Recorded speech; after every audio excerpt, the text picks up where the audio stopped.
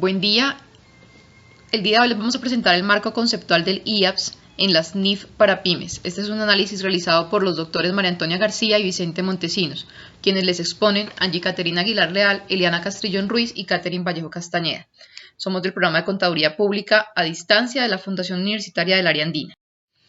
El marco normativo de la contabilidad tiene unos antecedentes que datan de 1973, cuando se crea el International Accounting Standards Board, IAPS, que es un organismo privado y sin ánimo de lucro que publica las normas internacionales de contabilidad.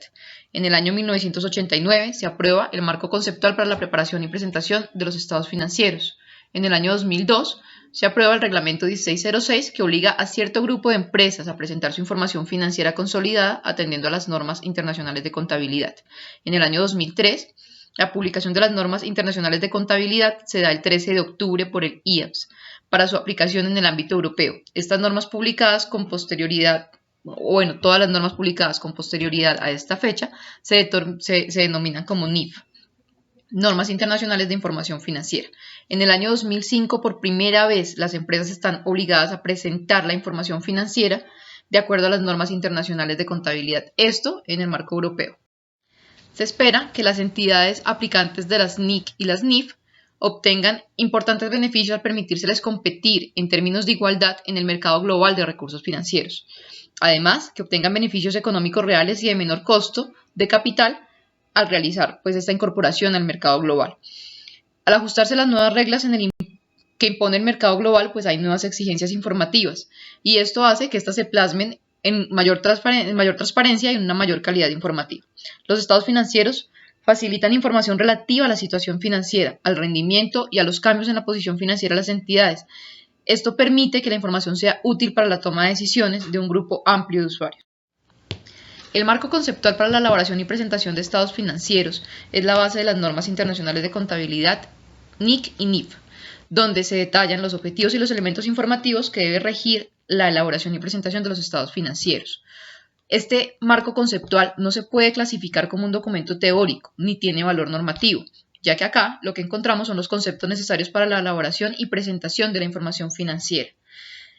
Establece fundamentos contables básicos, haciendo que su aplicación se base completamente en la práctica y en cómo estos principios impactan las normas internacionales y su comprensión.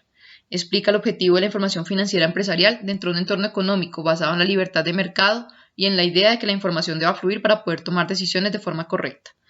El marco conceptual estandariza procesos contables globalmente con el fin de permitir la competitividad en términos de igualdad en un mercado de recursos financieros. El marco conceptual de las IAPS comprende los siguientes apartados: un propósito, alcance y usuarios de la información financiera, unos objetivos de los estados financieros, unas hipótesis fundamentales, unas características cualitativas de los estados financieros, los elementos de los estados financieros, la definición, el reconocimiento y la valoración, y los conceptos de capital y mantenimiento de capital. Estos apartados los iremos desarrollando a través de nuestra presentación. Los usuarios y objetivos de la información financiera se dividen en dos: unos usuarios internos con poder de decisión directo, que son aquellas personas que participan en mayor o menor medida en la elaboración de la información financiera, que además la utilizan para tomar decisiones de carácter interno y las cuales pueden acceder a mucha más información de la que normalmente se publica. El ejemplo de esto es la gerencia, el consejo de administración, los jefes de área y otros órganos directivos constituidos dentro de la. El segundo grupo de usuarios son los usuarios externos o con poder de decisión indirecto, que son aquellas personas que no participan en la elaboración de la información financiera, no participan en la toma de decisiones de carácter interno y solamente disponen de la información que la empresa haya decidido publicar. El ejemplo de esto son los accionistas, los acreedores, los suministradores de capital, los deudores, la hacienda pública, los empleados, los estudiantes. El marco conceptual tiene unas características cualitativas. Estas se dividen en la comprensibilidad, la relevancia, la fiabilidad y la comparabilidad. La comprensibilidad, de acuerdo a las normas internacionales del IAPS, la idea básica de los estados financieros es generar información empresarial de carácter general. Esto quiere decir que la comprensibilidad permite que la información realmente sea entendible para cualquier usuario, sin dejar de lado temas complejos que pueden llegar a resultar. Sin embargo, la base de esto es que la información siempre sea entendible para todos los usuarios que consulten la información. La relevancia nos indica que la información que se presenta en un estado financiero siempre debe ser relevante y que solamente mediante esta se pueden tomar decisiones económicas en compañía, pues, de las demás características. La información relevante nos permite evaluar sucesos de pasado, presentes y futuros.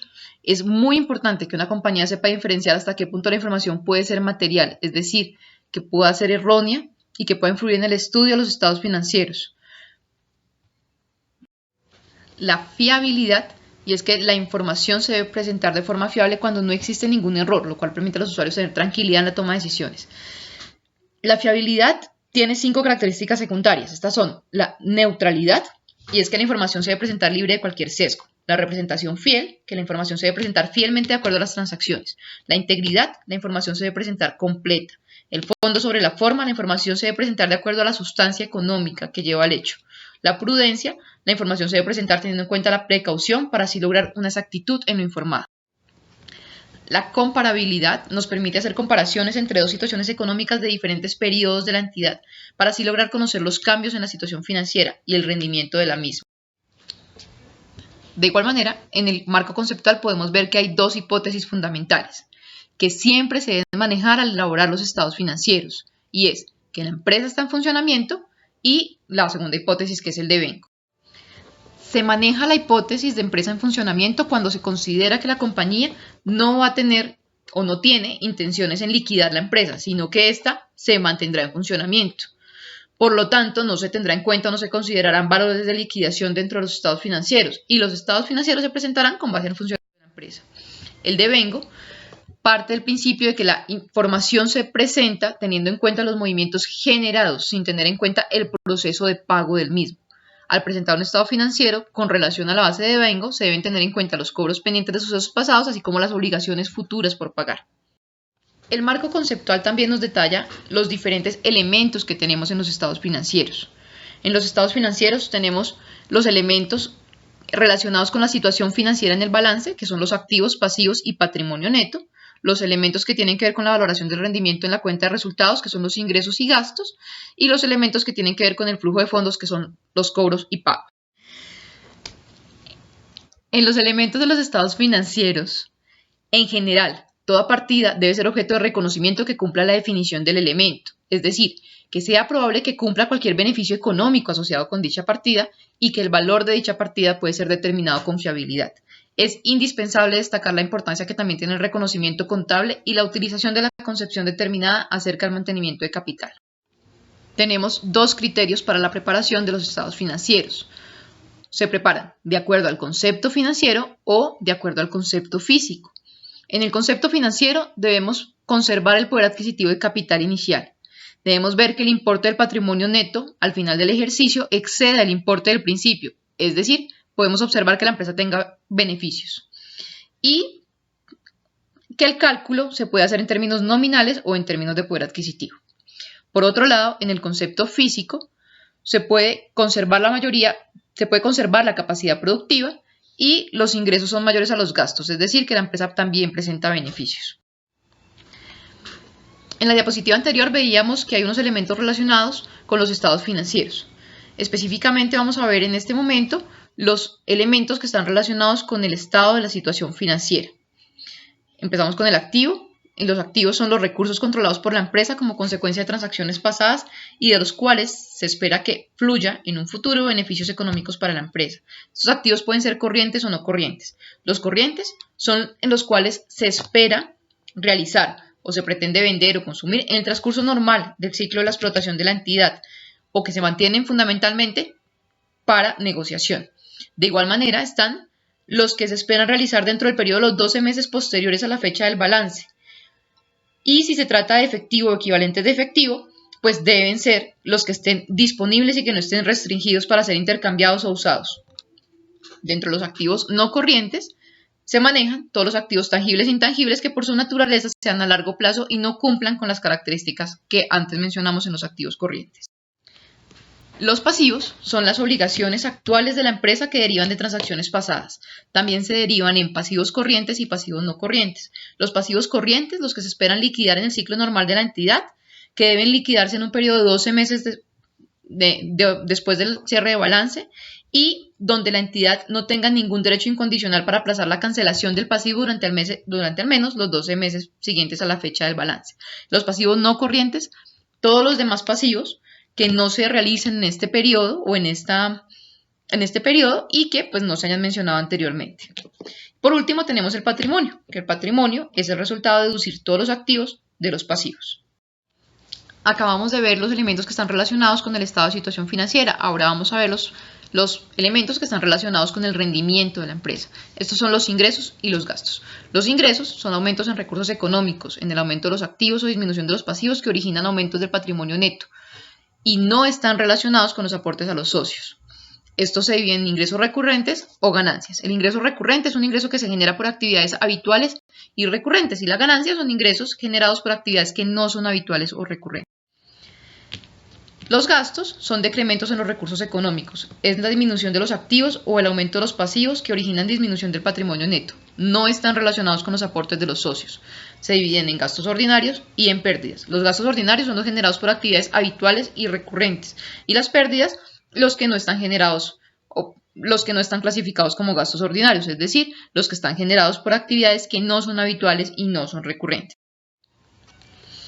Por último, tenemos los elementos relacionados con el último de nuestros estados financieros y es el de flujo de fondos, que básicamente son entradas y salidas de dinero. Son todos los movimientos que se producen en efectivo, como su nombre lo indica.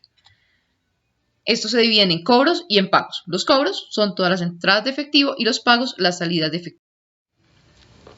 El marco conceptual también nos da la guía de cómo valorar los estados financieros.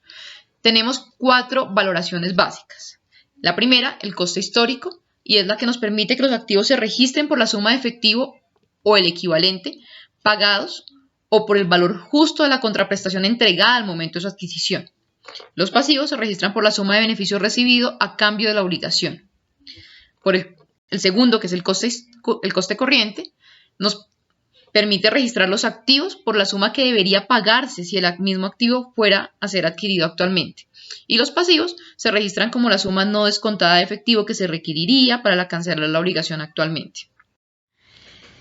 El tercer método de valoración es el valor razonable de liquidación, donde los activos se registran por la suma de efectivo equivalentes que serían actualmente obtenidas vendiendo el activo, y los pasivos se llevan por sus valores de liquidación, que son sumas no descontadas de efectivo equivalentes que se espera pagar para satisfacer los pasivos en el curso normal del negocio. El cuarto método de valoración es el valor actual. Los activos se llevan al valor presente descontando de las entradas netas futuras de efectivo que se espera genere la partida en el curso normal de los negocios. Y los pasivos se llevan al valor presente descontando de las salidas netas futuras de efectivo que se esperan sean necesarias para cancelar los pasivos en el curso normal de los negocios. Hay un quinto método de valoración que no está expuesto en el marco conceptual y es el valor razonable. El valor razonable es el precio que se recibiría por vender un activo o que se pagaría por transferir un pasivo en una transacción ordenada entre participantes del mercado en la fecha de medición. En este análisis, los doctores Montesinos y García nos permiten conocer el marco conceptual del IAPS y el Plan General de la Contabilidad en España, encontrando como elementos del marco conceptual la normatividad contable española, las cuentas anuales o la imagen fiel, los requisitos de la información a incluir en las cuentas anuales, los principios contables, los elementos de las cuentas anuales, los criterios de registro o reconocimiento contable en los estados financieros de las cuentas anuales, los criterios de valoración y los principios y normas de contabilidad generalmente aceptados. De igual manera nos presentan los principios contables en el Plan General de la Contabilidad Española. Estos son la empresa en funcionamiento, el devengo, la uniformidad, la urgencia, la no compensación y la importancia relativa. Esta ha sido la presentación del marco conceptual del IAPS en las NIF para pymes. Es una presentación realizada por Angie Caterina Aguilar Leal, Eliana Castrillón Ruiz y Caterina Vallejo Castañeda. Les agradecemos mucho su atención.